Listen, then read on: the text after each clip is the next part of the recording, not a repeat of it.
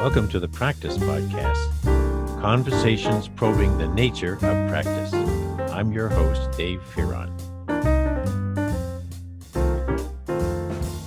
In this episode, Dave and I continue a conversation where I'm doing more listening than normal, and he's doing a lot of very important talking about the mind, about consciousness, about emotions, about how the brain works as a system of systems. A lot of very, I think, very keen insights that get sort of put together in our conversation, leading to a deepening of both our understanding of social enaction, as well as you, the listeners.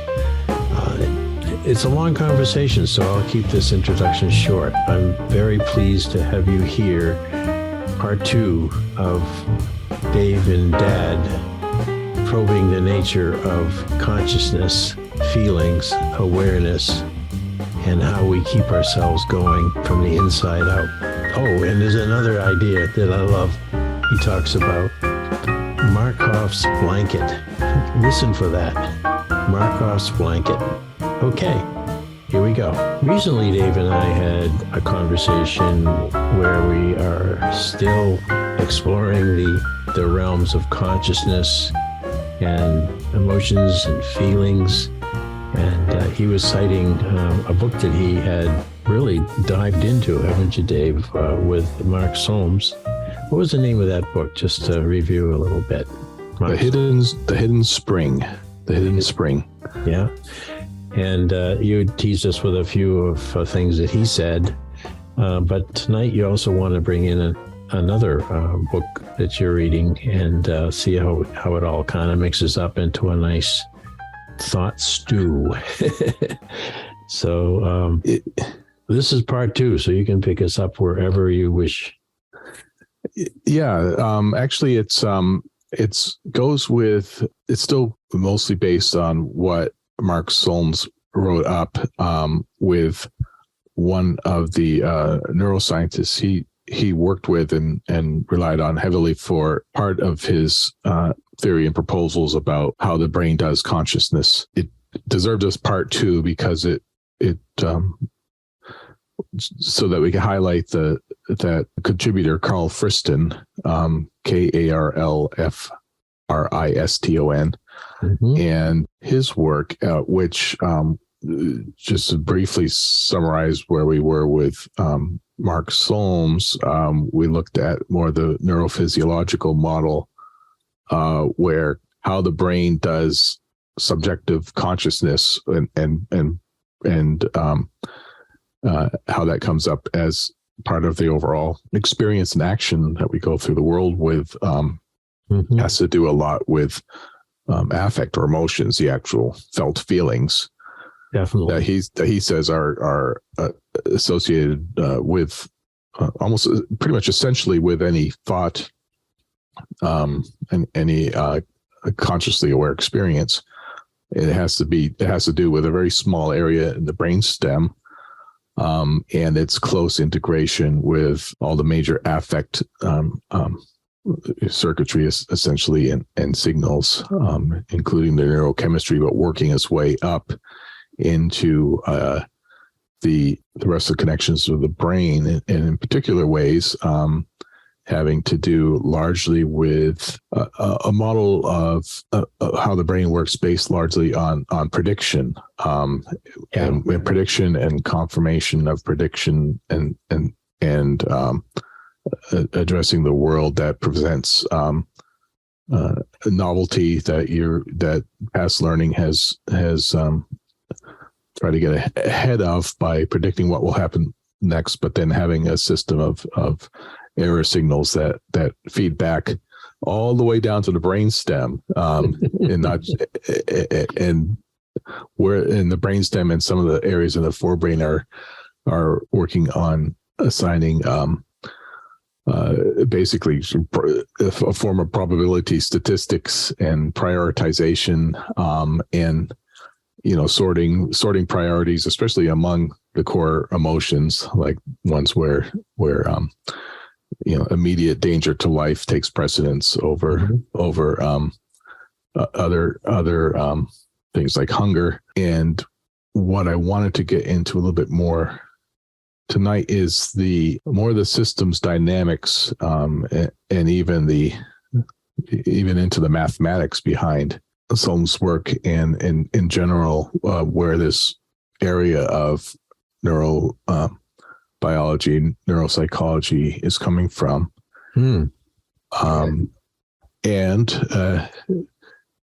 oddly, it also ties into another topic that we did a whole episode on, and only later on to find where it's gone 30 years later after I started reading it, where we talked in episode 162 about self-organization system dynamics and the work of Ilya Prigogine in the late 70s and 80s, on looking at how any living system exists by virtue of its own actions to keep its parts together, basically in relation to the perturbations that the world presents that might otherwise destroy it. Yeah. A brief summary of that idea is that for any living system, once you have something that is able to sustain itself through these perturbations, the arrangements of the parts that are sustaining themselves become something that you can look at it as a whole. As certainly when you're looking at an organism, it's very clear. But even when you're looking at the system dynamics themselves, that those self-organizing functions can let you think about something like how the brain fires and the patterns of brain firing themselves being self-organizing in a way. Yeah. And how they're sustained.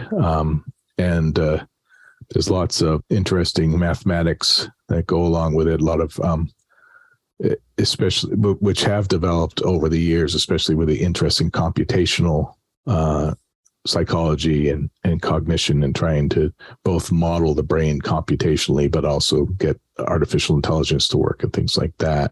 Wow. The way that Siri is able to understand what we say to our iPhones.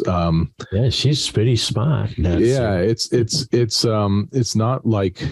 It's not like human speech, but there's a lot of raw computation that is doing things that aspects that are at least similar to how the brain puts things together, but largely unconsciously. Yeah. Assembling the parts and sounds into words. So where I think I mentioned I think I reiterated a little bit about self-organizing systems. One of the features that's important is its relation to novelty and entropy. So you can think of any system requiring, in order to sustain itself through change, requires energy. Yeah. An organism having food is an obvious example of that. But then they also have to remove waste, which Prigogine referred to as dissipation of entropy, and in a cycle that basically keeps the system far from equilibrium, which is a key thing. We're talking about dynamic systems that are not like pendulums that friction will work their way down to stop moving. Right. Rocks and things, they don't have much dynamic energy, but living things really have to keep that metabolism going.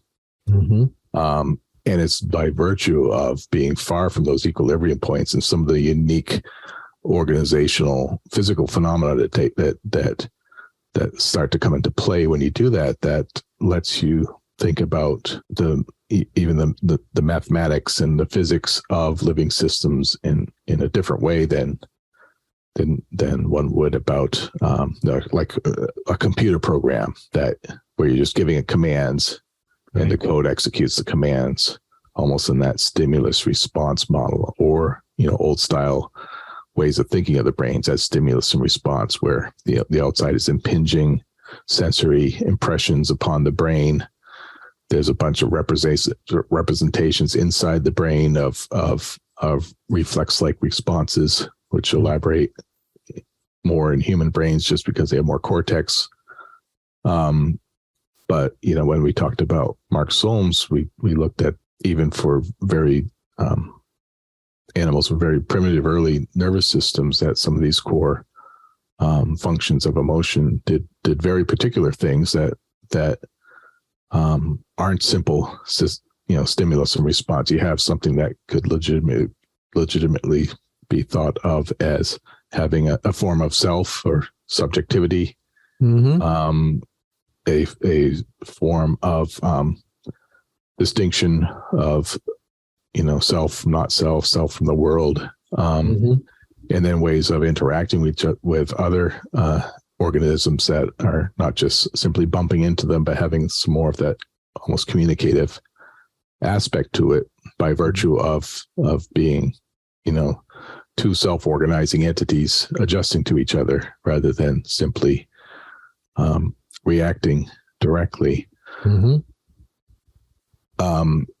So where we can start bringing in Carl Friston is looking a little bit more closely at what we mean by entropy. Carl Friston is a neuroscientist who, out of Britain. I think he's currently at University College London, but also trained as a psychiatrist, like Mark Solms, actually. Yeah, they both came out of psychiatry.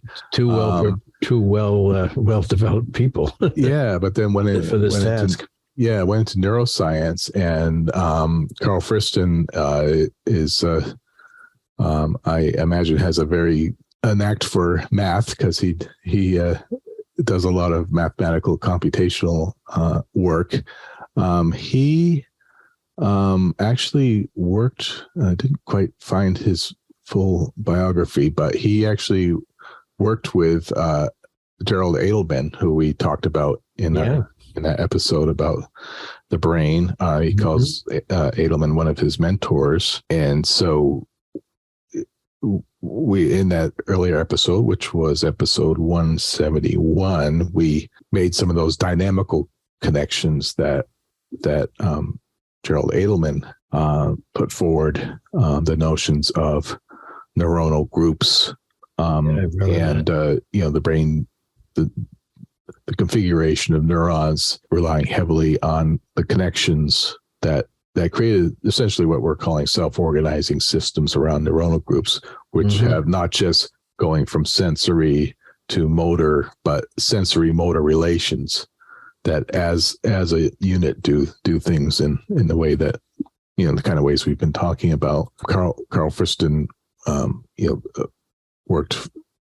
built up from that work, which would have been in the 90s. And he's currently I think he's one of the most highly cited authors for a number of his papers in various aspects of neuroscience, including computational. He's known for, one of the concepts he's known for promoting is the idea of free energy. And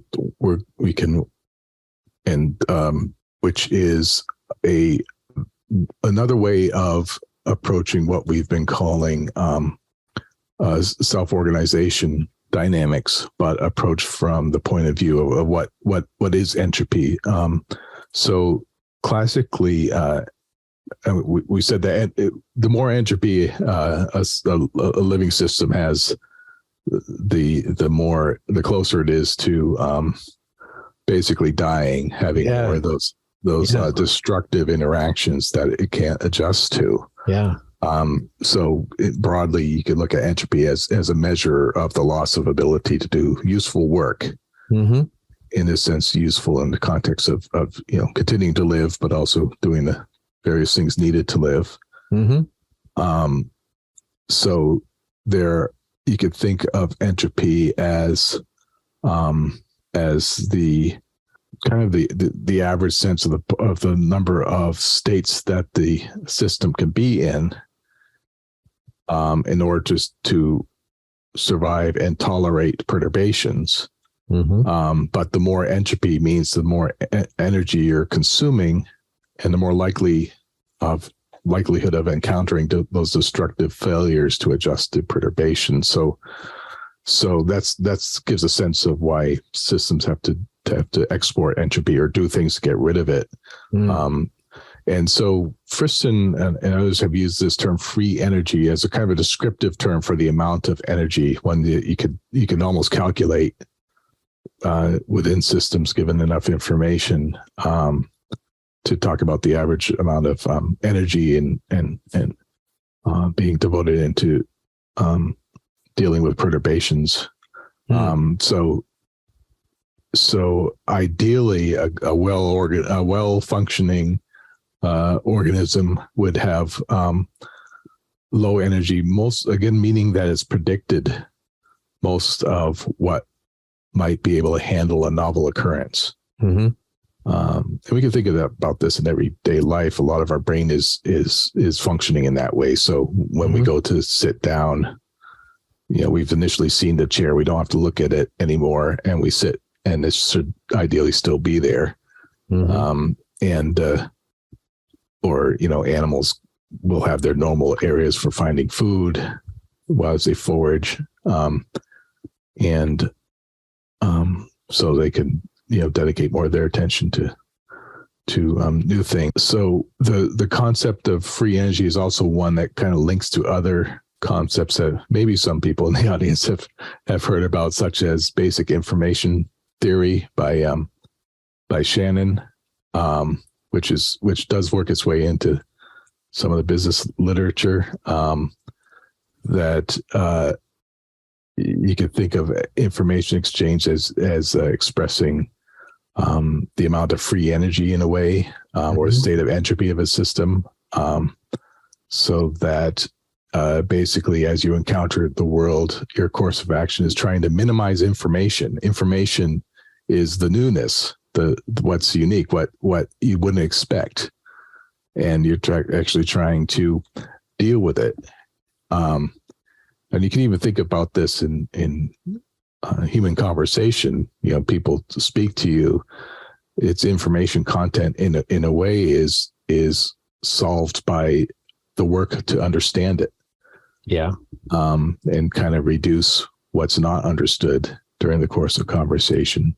Mm-hmm. But also focus one's energies on the topic and the problems at hand, and not have to worry about the things that both parties should already know. So anyway, that's one example of thinking about the interaction of different systems as something like an information flow. What information flow means, you can think of it as these systems dealing with perturbations, adjusting their predictions to novelty, and Friston and others have kind of modeled the brain and even lots of other systems along these lines. Especially Friston, if you look for him on YouTube, you'll see a number of lectures he's done talking about a lot of the computational aspects of this. That could deal with things like this information theory, certain statistic models, even down to some basic physics. So to really talk about him, I could go through a long series of equations. Oh, don't, please. But since I don't understand the equations anyway, we could just go with a broad metaphor, which is about all I could do. Since I rudely interrupted you, I am curious about one thing. Why have a computational analysis of the brain? What is he trying to discover with these numbers and crunching these numbers? And I think, well, in one way, in one sense, it's showing how computation isn't even the best word in some ways, because it isn't quite like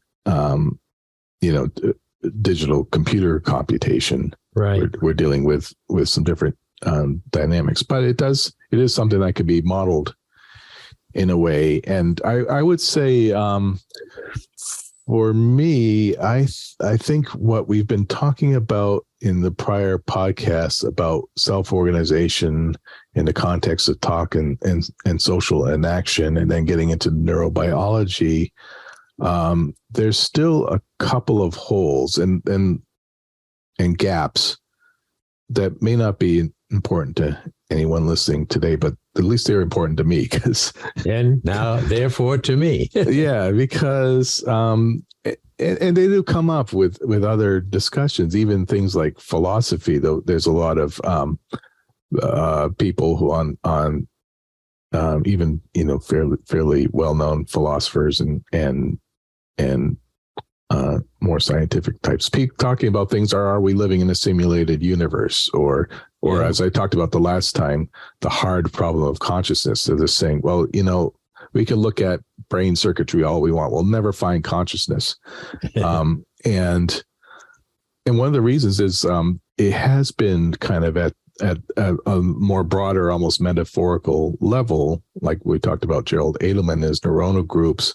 He tried to model it somewhat in his students and people he worked with, but now I think we're getting more into the finer points, and I think Friston has contributed a lot to that, to the point where, for example, I've been saying that when you have the kind of self-organizing sets of connections that Mark Solms talked about, and he says this generates subjective awareness. Mm-hmm. Now, what is that? It still looks like a bunch of neurons firing. How is that subjective awareness? Yeah. It's until you get into some of these dynamics and some of the details of the math and things like that, where if we trust he's got it right, other people think he does, then we are saying more almost moment by moment. Here is the functionality here's the function by which something in effect becomes an observer of itself. Something by this subjective. Yeah. Because in order to account to the dynamic connections of all these things, you have something like the parts of a system acting upon themselves as though they were a whole, as though they were observing themselves, as though they were observing the environment. To move towards that, I'll get into one other important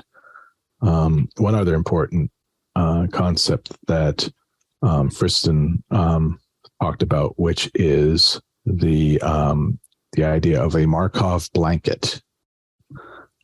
So it's getting chilly, heading into December. We're going to pull up a Markov blanket that will explain a lot of these, fill in several of these gaps about how all this works. So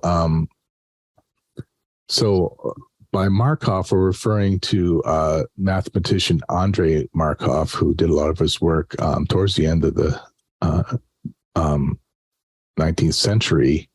Who's known for his work on stochastic processes. For some reason, most of these talks we do keep ending up into walks down memory lane from my past research, where I was when I was researching the social bond and the bond threat sequence. I brought in some Markov probability statistics to look at how sequences of actions fit together in ways that you can calculate as being more common than by chance. So I was proposing a what I call a social bond threat sequence, where someone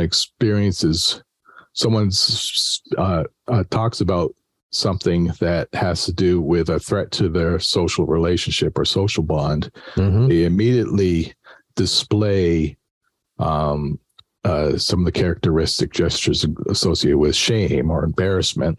Yeah. And then in the next turn of talk, they do something to repair that shame. And I looked at this as I broke it down into parts and did this Markov chain analysis to show that relationship was significant, statistically significant, because it's very good for looking at sequences. Yeah. Luckily I didn't know at the time, would have added another year to my master's thesis, is understanding Markov blankets, because that's probably another year of studying Markov. Yeah, and that was probably more of what that's possibly more of the phenomena I'm looking at is explained with by that, rather than a simple relational sequence of things going together.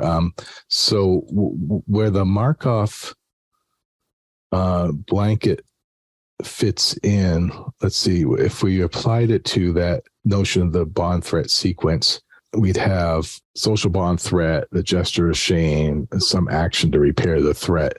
We could also add to it, who is it who's doing that work? Who is it experiencing? What's the internal organization doing that work? And rather than just the epiphenomenon, the outer appearance of having a sequence. Right. The Markov blanket, it's a I mean, I won't go too deep into the whole mathematics of it, but basically the idea is that you have something that's essentially self-organizing as an internal relationship of parts. Mm-hmm. What it does is creates a particular sort of dynamical boundary between what's relevant to itself and what's part of the environment. Mm-hmm. And you can break that down into some of the component actions in which basically the boundary is made up of what they call parents, and the internal parts are children. Oh. And are called children, and the dynamic relationship is between is one in which only the parents interact with the outside world, so they're kind of a sensory input area. The children are the ones actively feeding signals out to the parents, and so there's an interaction between children and parents. The parents being in the boundary, the dynamical boundary. Only the parents are receiving input. The interaction between the children and parents becomes kind of a sensory motor relationship, but it's not one in which the children get direct sensory input. They get something that's been filtered, essentially. Filtered and buffered, yeah. And there's your blanket, right? There's your blanket. And so it's almost like the Plato's notion of the cave, where people are chained to the wall and see only the shadows as their representation of the world. And what this does is it works well. And there's some other additional parts, like the children of parents or parents of child. I never quite understood all of it, but I think I'm roughly getting the sense of what it means. Yeah. So, because you have this internal self-organizing system. You have it presenting to a world in which it's mostly focusing on what's relevant, and in that way constructing a world that doesn't have to represent anything. It could just kind of deal with what's bumping against the top of the blanket. Yeah. That the parent systems are dealing with. And so on that kind of the surface of the blanket, you have something that's kind of a, what's the term? Kind of a, can be described almost as in statistical terms. You bring in the mathematics of Bayesian, Bayesian formulas or something for describing that relationship, and internally you're looking you are using other mathematics. So, but basically it works. That also becomes the way you start describing what it means to have a predictive system, a model of predictions and error signals that are adjusting to novel perturbations in the world in the way that we've been describing here in the last podcast. Yeah. So, and some other features too is that you can think of these Markov blankets as being associated in assembly. So Markov blankets interact with other Markov blankets in a very particular way that becomes usually coupled together in it, so that all the parts can make new global, bigger Markov blankets. So, Fantastic. Which is clear. We talked about that for self-organizing systems. The cells interact. They make tissues. They make, and then the neurons are systems on top of that, and they have the whole body, and the body interacts with other people and lives in the world. Mm-hmm. So this at least gives some more math and possibility of doing some more detail on how all that works. But it also fills in some of those blanks on how you can think of global properties, emerging from the combination of the parts, like a team, a marriage, or a body made of cells, everything like that. Some of our social entities, as we call them, could be. Yeah, and also given that these are dynamics, description of dynamics, that we're not just talking about cells. We're talking about any kind of relationship that has this parent to child, a child to parents, or basically this blanket between the world and what's being and how it's being interacted with. You can think about Markov blankets of parts that are at a distance. So not just cells not bouncing against each other, but potentially things like talk that we've been looking at for social inaction. Yeah. Where we have, two people with their own conscious experiences using language.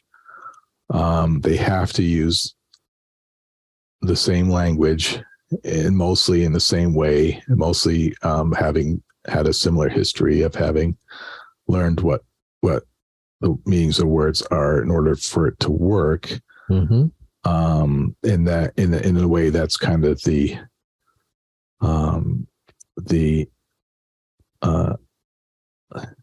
I guess we could think of that as kind of the boundaries of the world that we would be presenting to each other. As we talk, we're kind of experiencing the meaning of what people say as putting together these expected, predicted features of the sounds of words, what the words mean, what the immediate context of the conversation is, while focusing our energy on something very particular, what one can do about it. Choices one should make. What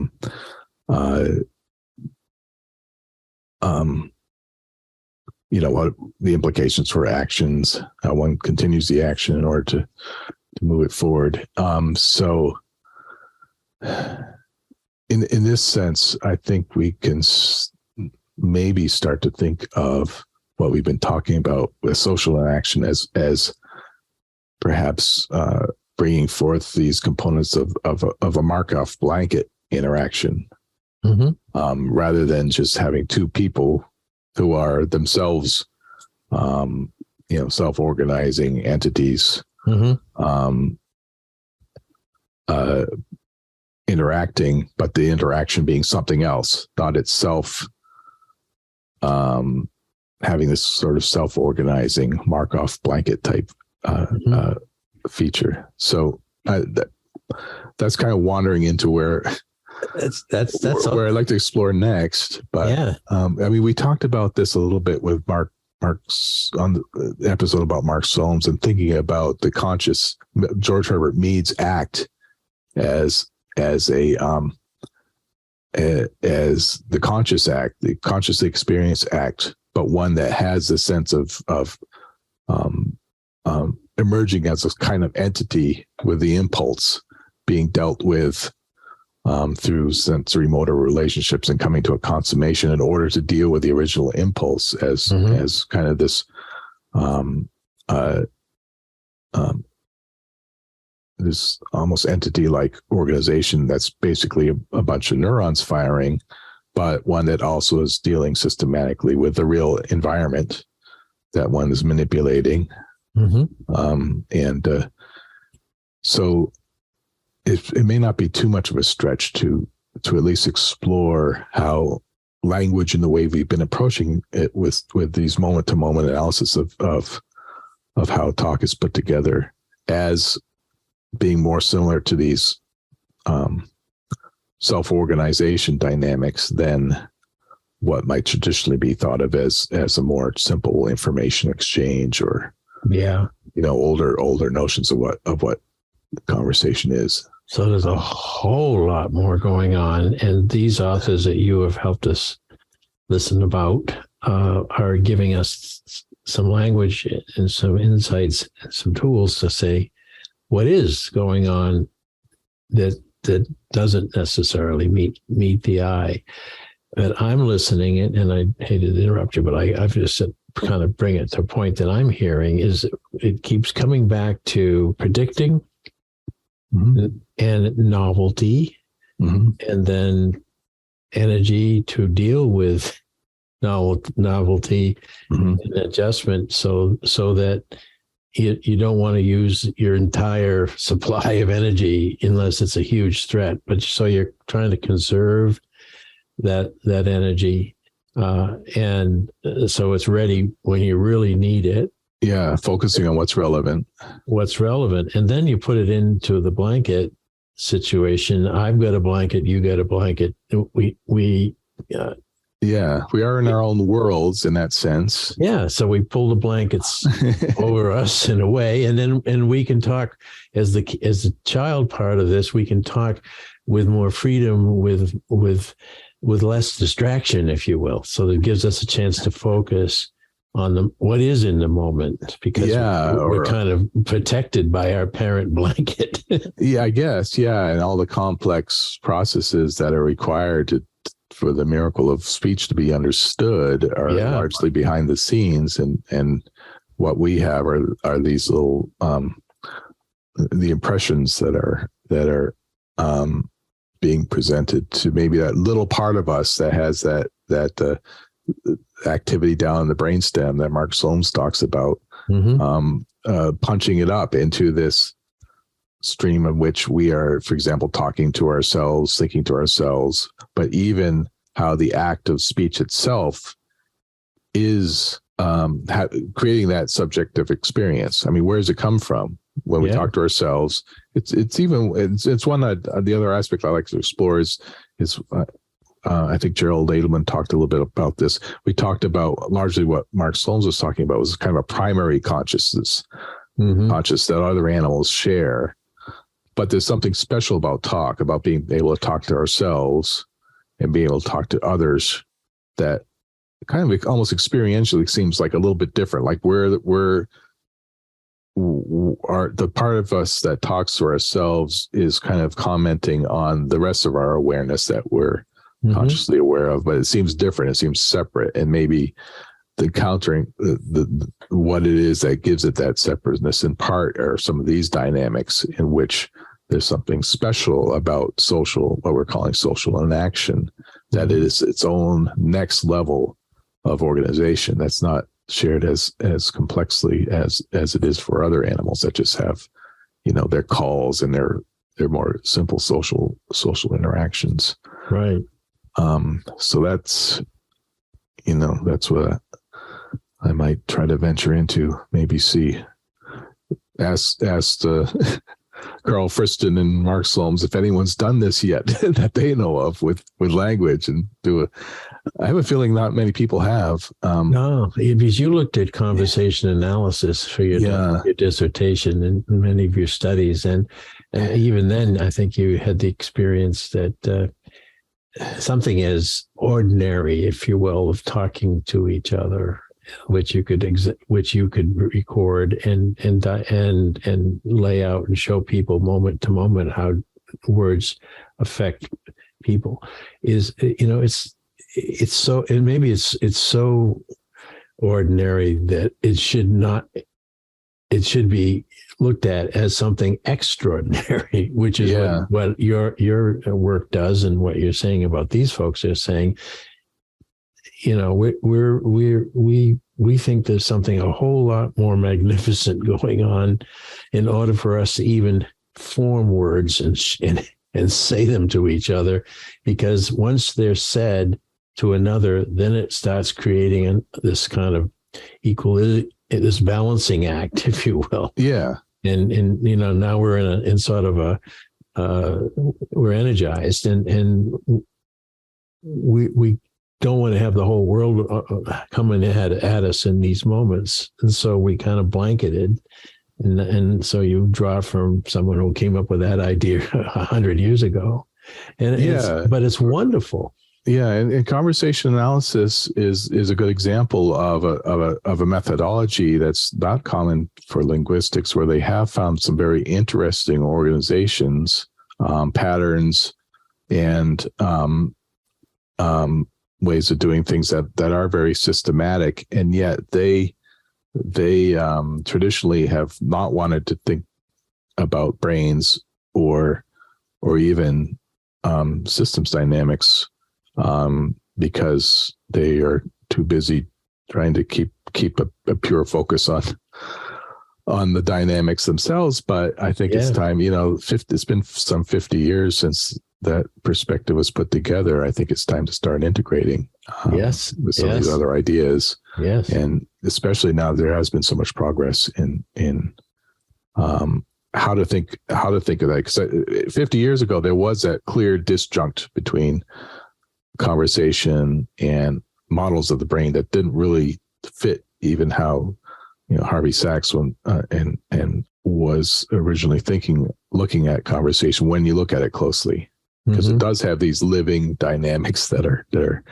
didn't meet the old brain circuitry model, but now they can see it. Now those two should be able to come together more clearly. And that's the work of the particularly of the two folks that you've had us focus on, Soames and Frisker. And Friston, Carl Friston. We've got only a few more minutes, and then we're going to do part 3 after this, because you got me going, and I think what we're hearing, listener, is Dave's practice, and as well as he is stitching together, weaving together is a better word, in order to help me and therefore listeners get an idea of what's going on in his mind right now. And it's basically influenced by some really powerful readings. There's 1,000 readings, and a lot of YouTubes too. And YouTube, they've been putting together these great, probably because of COVID. There's lots of great lectures now from these and other authors on YouTube.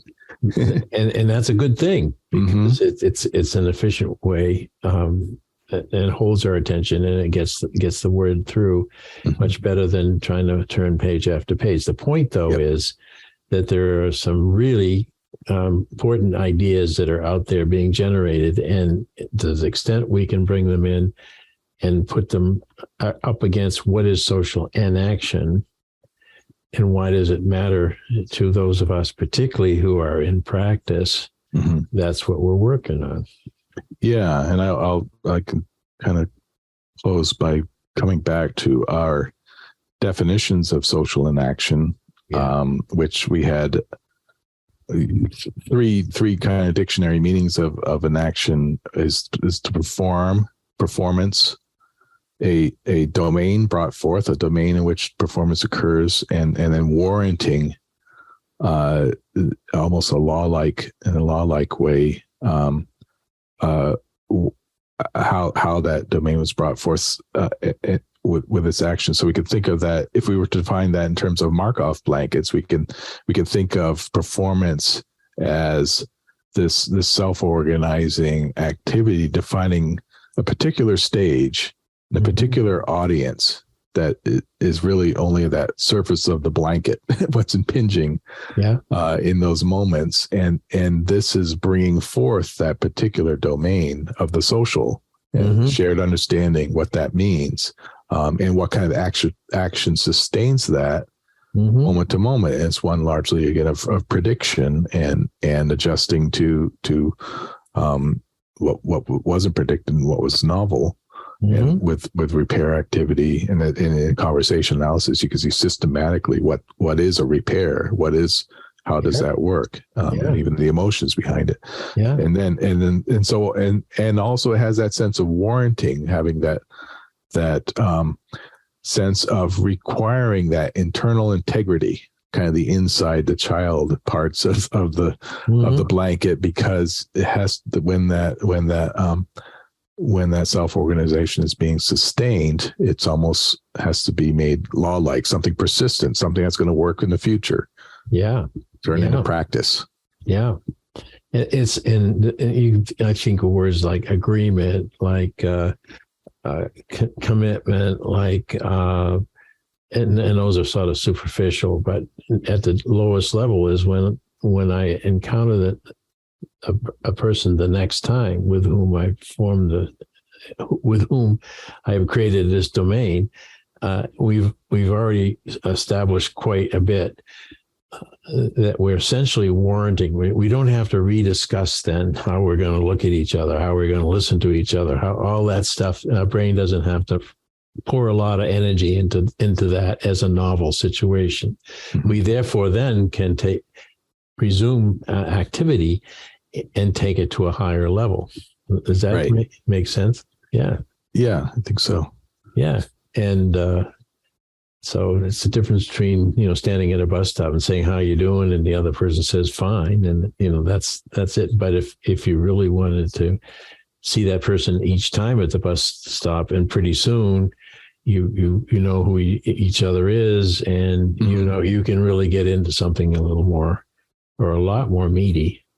Right. And I think that's what we want, is people to get to a point where they're feeling free to build the social bonds, build the bonds, and therefore be able to have richer and better ideas. So, well, there's more to learn. And so we're calling this part 2, but I'm already committed in the budget to part 3. Okay. Well, I got to figure out I might have to actually sit and write and think rather than just listen to YouTubes and try to parrot them out. So we'll see. You do a damn good job of it. So thank you so much, Dave, for your being able to be quick and candid about this stuff.